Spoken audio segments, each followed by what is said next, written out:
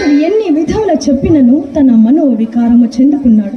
ఇక ఇతని ఎడల కాటిని మోహించి చూచెదగాక. అర్జున, ఎన్ని విధముల చెప్పవలేను అన్ని విధముల చెప్పి చూచుతుంది. కానీ నీ మనసు వివేకము పొందదయ్యే.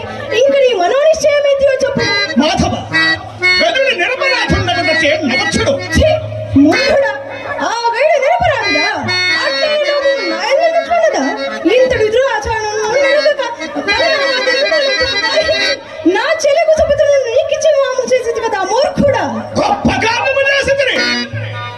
మీ చెల్లెలిని నాచారాల సంగతి మరి మహారాజు కుమారుడు కల్పింపలేకపోయినా ఇంత మాత్రపు కన్య దొరకని ఎడల నేను